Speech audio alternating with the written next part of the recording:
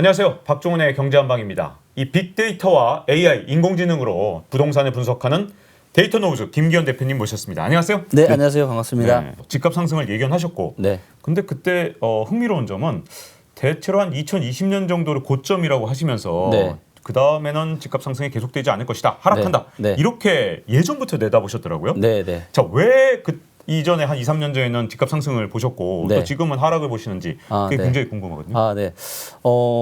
저는 이제 부동산에 이제 영향을 줄 수 있는 여러 가지 데이터를 가지고 그것들을 분석을 통해서 이제 과학적인 이 부동산 분석을 제가 하고 있는데요. 요 자료는 이제 제가 이제 2017년 말에 이제 그 데이터를 가지고 2018년 2월에 출간된 이 빅데이터 부동산 투자라는 책에서 제가 이 다양한 데이터를 근거로 해서 이야기를 했던 부분이고요. 여기 보시면 이제 매매가가 한 69% 정도 지금 저평가되어 있고, 그다음에 이제 장기 저평가 지역 중 하나로 최근 상승추가 굉장히 좋고, 그다음에 대출형 인덱스도 없고, 아파트 버블 인덱스도 없고, 미분양도 없고, 그래서 여기 이제 보시면 상당히 저평가 지역이고 입주 물량이 특정 구에 집중되어 있어서 대체적으로 꾸준한 우상향이 예상이 된다고 얘기를 했었고요. 그 얘기하셨던 게 2017년인가요? 그러면 2017년 말에 했고 2018년 초에 이제 요 나온 거고요. 그다음에 요 지도를 보시면 이 지도는 저희가 이제 부동산에 영향을 줄 수 있는 다양한 데이터를 가지고 저희 나름의 가중치를 정해서 지역별 이런 투자 점수 같은 걸 만들어 놓은 거예요. 네. 그래서 보시면 2017년 11월 달 같은 경우는 서울이 69%죠. 네. 2등이고요. 굉장히 69%. 점수가 좋은 거죠. 그다음에 대전이 71%. 아시겠지만 제가 빅데이터 부동산 책에서도 서울과 대전을 제일 좋게 봤었거든요. 근데 뭐 기억하시겠지만 지난 몇 년 동안 가장 많이 또 오른 데가 대전이잖아요. 네. 그래서 대전, 서울, 경기, 인천 요 네 군데가 점수가 제일 좋죠. 점수가 좋은 건 앞으로 그때 올라갈 당시에 가능성이 집을 많다. 샀을 때 올라갈 가능성이 네, 올라갈 있고. 가능성이 많다. 네. 그래서 그리고 이제 반대로 보시면 뭐 제주, 경남, 울산, 전북 사실 이 지역들은 지난 몇 년 동안 좋지 않았었거든요. 네. 그래서 그러네요. 모든 데이터들이 2017년 말, 즉 네. 2018년 초까지만 하더라도 수도권 그중에서도 서울 그리고 지방에서는 대전이 가장 모든 데이터가 좋았다. 네. 그렇게 이야기를 했기 때문에 저는 뭐 사실 2017년 파리 대책이 나왔을 때 뭐 정부가 이제 본격적으로 규제를 하고 그때 또 많이 나왔던 얘기가 뭐냐면 입주 폭탄이었어요. 수도권에 네. 입주원 물량이 너무 많으니까 그러니까요. 주춤할 수밖에 없을 거라는 이야기를 했었지만 저는 강력하게 주장을 했죠. 그럴 수가 없다. 모든 데이터가 다 좋기 때문에 당분간 계속 올라갈 수밖에 없다. 그런 얘기를 저는 했었던 거죠. 네. 그런데 자, 이제는 어떻게 보면 남들이 다 오른다고 할 때 네. 선제적으로 집값 하락 가능성을 딱 제기하면서 네. 이제 앞으로 집값이 이제 고점이 곧 온다, 이렇게 좀 견해를 바꾸셨는데 네. 그 이유가 뭔지 궁금합니다. 네. 그 부분은 이제 사실 이제 데이터라는 건 계속 바뀌잖아요. 근데 이 바뀌는 데이터를 보니까 서울에 이제는 별로 좋은 데이터가 없어요. 굉장히 안 좋은 데이터들이 많이 쌓여 있고요. 네. 그래서 여러 가지 것들을 보면서 저는 이제 그런 어떤 확신을 제가 가지게 됐고요. 일단 먼저 쉽게 제가 이제 빅데이터 부동산 투자의 후속편으로 내년 한 2월 정도쯤에 이제 빅데이터 부동산 투자 전망 2021을 지금 출간을 하려고 하는데요. 네.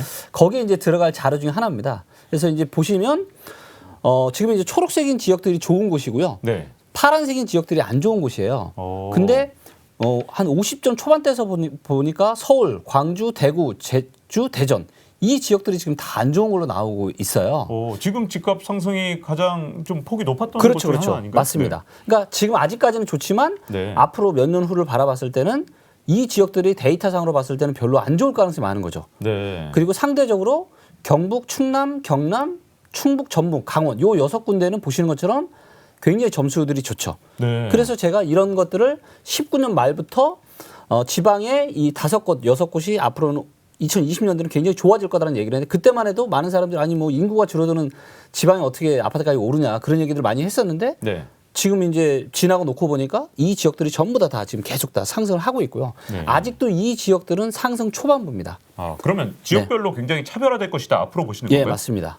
네. 그러면 이 2006년에도 집값이 네. 한창 치솟아 오를 때는 그렇죠. 다들 집값이 더 오를 거라고 생각을 했단 그렇죠. 말이에요. 지금 현재 2020년 말 이 현재도 네. 아니 지금까지 계속해서 집값이 오르다 보니 네. 이제 집값이 오르는 건 아예 상수다. 이거 계속 맞습니다. 오르는 거 아니야? 그렇죠. 이렇게 지금 보고 있는데 맞습니다. 이런 반전이 진짜 일어날 거라고 생각하지 않는 분들이 정말 많은 것 같거든요. 너무 요즘 많죠. 시장에는. 네. 근데 왜 지금 반전이 일어난다고 보시는 건가요? 그거는 이제 데이터를 제가 아주 하나씩 설명을 좀 드리도록 하겠고요. 네. 자, 요거는 이제 그 서울에 관련된 여러 가지 데이터를 제가 정리를 해놓은 겁니다. 그래서 여기 보시면 아직까지도 매매와 전세 흐름은 좋아요. 여전히. 그러니까 여기 보시면 나쁨이 있고 보통 좋음이 있잖아요. 네. 그래서 오른쪽으로 가면은 좋은 거고요. 방향성 왼쪽으로 간다라는 건 좋지만 조금씩 어떤 상승의 폭이 줄어든다 이런 의미로 보시면 되고요. 그래서 서로 여전히 아직도 흐름이 좋아요. 하지만 제가 직접 만든 저평가 인덱스인 전세 대비한 저평가 인덱스, 소득 대비한 저평가 인덱스, 물가 대비한 저평가 인덱스가 최악이에요. 네. 지금 좀 이따 이 데이터를 보여드리겠지만 서울의 아파트는 역사상 가장 심각한 버블이 지금 껴 있어요. 역사상? 역사상 엄청나게 심각한 버블이 껴 있습니다. 2006년 버블 세븐 때도 그때보다 정말 훨씬 더 심각한 버블이 껴 있어요. 그거는 제가 좀 이따 데이터로 보여드릴 거고요. 네. 그다음에 이제 주택 구매력 지수 즉 대출을 껴서 집을 살 수 있는 여력을 의미하는 거거든요. 그래서 네. 여기는 대출 금리도 들어가고 사람들의 소득도 들어가고 집값도 들어가는데 이 데이터가 안 좋을수록 상당히 집이 고평가됐다라고 이야기하는 건데 네. 이미 이제 그렇게 지금 보시는 것처럼 아주 심각하지는 않지만 상당히 안 좋은 쪽으로 지금 가고 있고요. 네. 그다음 전세가율.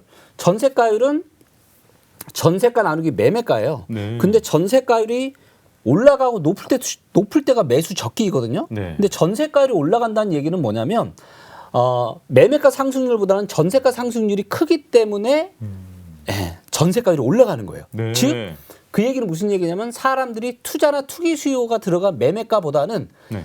어떤 실질 수요인 전세 쪽으로 많이 몰린다는 의미고요. 그렇기 네. 때문에 사람들이 어떤 투자에 미쳐 있지 않은 거죠. 그런데 지금 전세가율이 계속 몇 년째 떨어지고 있어요. 이 이야기는 무슨 얘기냐면 전세가율이 떨어진다는 얘기는 네. 전세가 상승률보다는 매매가 상승률이 더 가파르게 올라가는 거거든요. 즉 네. 사람들이 투자나 투기 쪽으로 엄청나게 많이 몰려 있고 이게 지금 한 4년째 이상 지속이 되고 있다는 거죠. 네. 근데 진짜 많은 분들이 네. 집을 샀거나 아니면 안 사신 분들도 결국 전 재산이 굉장히 달려 있다 보니까 맞습니다. 우리나라 사람들의 이 순자산 대비 부동산이 보통 한 70에서 심지어 네. 80%까지도 되잖아요. 네. 연령별로 보면. 네. 그러다 보니 다들 굉장히 초미의 네. 관심사를 두고 보실 텐데 네. 아마 또 이런 반론을 아마 제기하신 분들이 있을 거예요. 2013년 하우스 투어 시대 네. 정말 그때는 집 가지신 분들이 굉장히 고통받았던 시대잖아요. 네. 근데 그때도 한 뭐 예를 들어서 2008년 이 집값이 떨어지기 시작한 이후로 한 5년 정도는 굉장히 고통스러웠지만 맞습니다. 그 어려운 시기를 견디신 분들이 계속해서 지금까지 집을 갖고 계셨다면 그렇죠.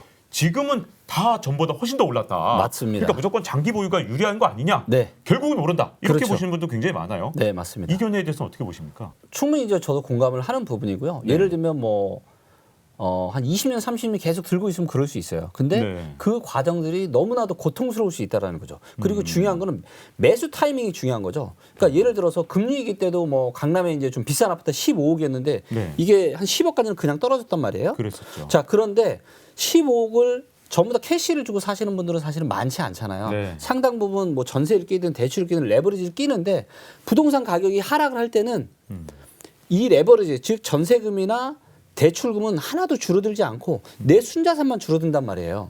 그렇기 때문에 만약에 정말로 여유가 있으신 분이어서 앞으로 뭐 데이터 상으로 봤을 때는 작게는 30에서 많게는 50% 이상도 앞으로 몇 년 뒤에 떨어질 수 있다고 보고 있는데 만약에 나는 내가 그걸 견딜 수 있다.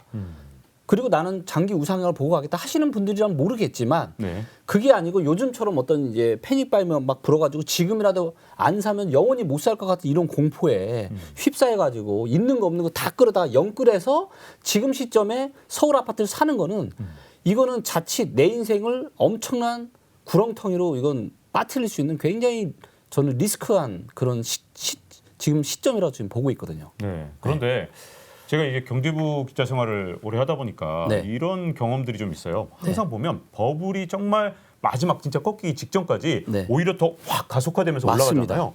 그러니까 만약에 뭐 당장 뭐 버블이 꺼진다면 모르겠지만 네. 뭐 지금으로부터 언제 꺼질지 모르는데 네. 문제는 그때까지 또 보나마나 네.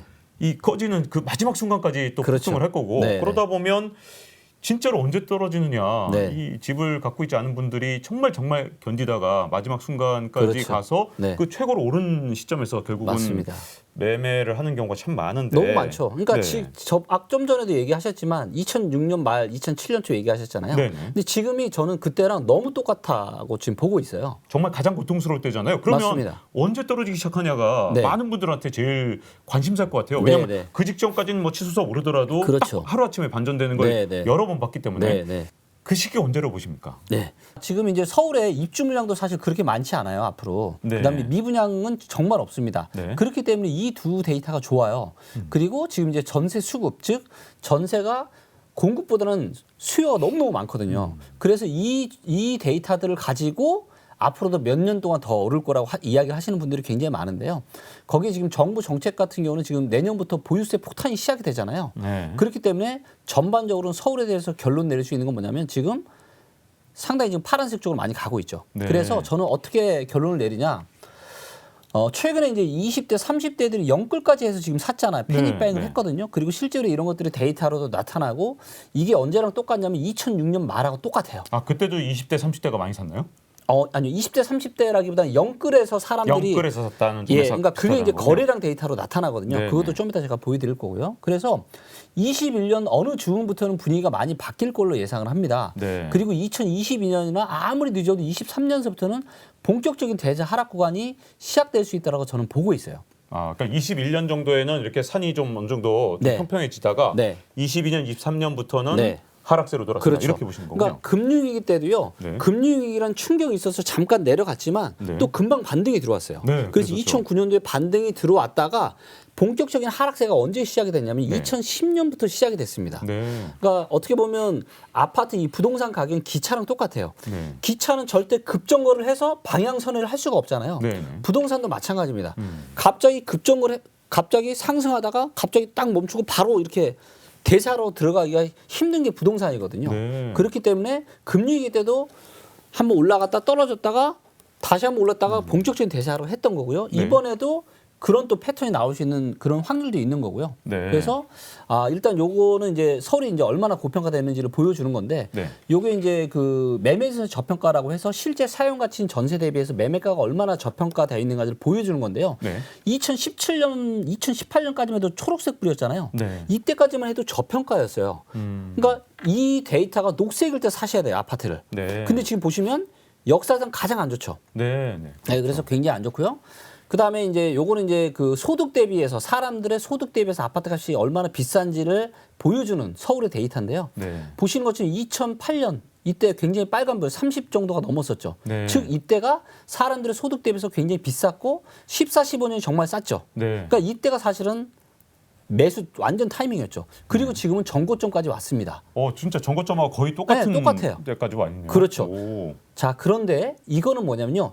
지수를 가지고 한 거예요. 네. 그러니까 지수라는 건 뭐냐면 대한민국에서 부동산 통계를 내는 곳이 두 곳이 있습니다. 네. 한국감정원 통계가 있고요. KB부동산 통계가 있어요. 근데 이거는 말 그대로 샘플 데이터. 네. 그러니까 모든 아파트를 가지고 한 게 아니라 샘플 아파트의 표본을 추출해서 나름대로 어떤 통계적인 작업을 통해서 지수를 낸 거예요. 네. 그렇기 때문에 어떤 한 주나 월 단위의 어떤 이런 움직임은 맞는데 중장기적인 상승을 제대로 반영 못 합니다. 네. 예를 들면 지난 한 17년 동안에 서울의 지수 데이터로 보면 서울이 몇 배 오른 걸로 나오냐면 2배 오른 걸로 나와요. 네. 근데 실제로 평당 매매 가격, 세대수를 감안해서 평당 매매 가격을 저희 회사에 직접 다 데이터로 산출해 봤거든요. 네네. 그랬더니 3배가 오른 걸로 나옵니다. 오. 그러니까 지수랑 실제 아파트 시세 평균 평당 매매가는 너무 다른 거예요. 네네. 그래서 그래서 세대수를 감안한 평당 제곱미터로 환산을 해서 소득 대비해서 얼마나 서울 아파트가 비싼지를 봤는데요. 네네. 이게 금융위기 때예요. 요게 지금입니다. 네. 똑같은 데이터인데 지수 샘플 데이터를 썼느냐, 실제 세대수를 감안한 실제 매매 가격을 썼느냐. 근데 실제 매매 가격을 쓰니까 어때요? 이 전고점보다 훨씬 높은 상태군요. 지금 이건. 이때가 한 18, 19 정도 됐는데요. 지금이 27 정도 됩니다. 와, 그러면 뭐 1.5배쯤 네. 되는 거네요. 네. 그러니까 과거의 고점보다 지금 역사적으로 엄청나게 지금 사람들의 소득 대비해서 집값이 지금 비싸다라는 거죠. 네. 네. 그리고 또 강력한 그러니까 서울의 아파트 시장이 내년부터 본격적인 대세하가 시작하지 내후년부터 시작하지 그거는 아무도 알 수 없잖아요. 네. 또 어떤 코로나로 인한 경제 충격이 또다시 올 수 있다고 얘기를 하시는 분들과 그렇게 얘기를 안 하시는 분들도 있고 네. 그렇게 해서 여러 가지 어떤 이런 복합적인 요인들 때문에 정확한 건 모르겠지만 제가 한 가지 정말 우리 지금 시청하고 계시는 구독자분들의 제가 확실하게 말씀드릴 수 있는 건 뭐냐면 지금은 거의 게임이 끝나가고 있습니다. 네, 그게 여기에 또 나타나고 있는데요. 뭐냐면 수도권 아파트 시장의 거래량을 보여주는 데이터예요. 네. 자, 보시는 것처럼 지금까지 역사적인 거래량은 3번 터졌습니다. 이때 네. 2006년 말 와. 이때 한번 터졌고요. 네. 그 다음에 2015년에 이때 한번 터졌고요. 네. 그 다음에 2020년 중순에 또 한번 터졌습니다. 정말 패턴이 반복되네요. 네, 지금 반복됩니다. 보니까. 자, 그런데 이때는 뭐냐면요. 기억하시겠지만 지금처럼 아파트 가격이 정부의 규제를 몇 년 동안 했음에도 불구하고 아파트 가격이 네. 계속 올라가고 사람들이 지금이라도 안 사면 영원히 못 살 것 같은 2006년 7년 분위기가 그랬었죠. 기억나시죠? 네, 네, 저도 기억납니다. 기억나거든요. 네. 난리가 났었어요. 그래서 이때 산 거고요. 근데 거래량이 이렇게 터졌다는 건 뭐냐면 누군가는 팔고 누군가는 산 거거든요. 네. 파는 사람이 없는데 아무리 사고 싶은 사람이 있어도 거래량이 생기나요? 그럴 수 없죠. 그렇죠. 그래서 그렇습니다. 거래량이 이렇게 터진다라는 거는 그만큼 손바뀜이 일어난 거고 네네. 그럼 우리가 상식적으로 한번 생각을 해보죠. 자, 2006년 말에 판 사람들은 고수일까요? 대중들일까요? 그때 대부분 판 사람들, 네. 그 사람들 고수일 것 같아요. 왜 그럴까요? 그 고점인 걸 알았던 게 아닐까요, 고수분들? 꼭 고점인 거를 그런 것도 있겠지만 네. 최소한 몇 년 전에 사서 그쵸. 이미 이익이 차익을 났으니까 냈구나. 네네. 팔았겠죠. 그러네요. 그렇죠? 진짜. 네네. 그러니까 어떻게 보면 고수죠. 네네. 자, 반면에 저때 산 사람들은 누굴까요? 부동산 가격이 몇 년째 계속 올라가니까 영끌에서 뒤늦게 뛰어드신 그렇죠. 분들. 지금이라도 못 사면 네. 난리 날 것 같으니까 영원히 못 살 것 같아요. 무섭잖아요. 네네. 안 그래도 힘들어 죽겠는데. 그래서 있는 거 없는 거 다 끌어다가 사는 거죠. 네. 그런 게 바로 이렇게 거래량으로 나타나는 겁니다. 네. 그렇군요. 네. 자, 이제 여기서 좀 이번 편은 마무리하면서 다음 시간에 제가 지금 여쭤보고 싶은 건 뭐냐면 이 좀 반론을 좀 제기해 볼까요? 많은 네. 분들이 아니 부동산 가격 지금 계속 올랐는데 네. 무슨 소리냐? 네. 저 이렇게 좀 생각하시는 분들을 위해서 네. 또 저도 좀 다양한 반론들을 좀 준비를 해서 한번 여쭤보고 싶고요. 네. 자, 오늘 여기서 일단 이 박종원의 경제한방 마치도록 하겠습니다. 감사합니다. 네. Round one, fight.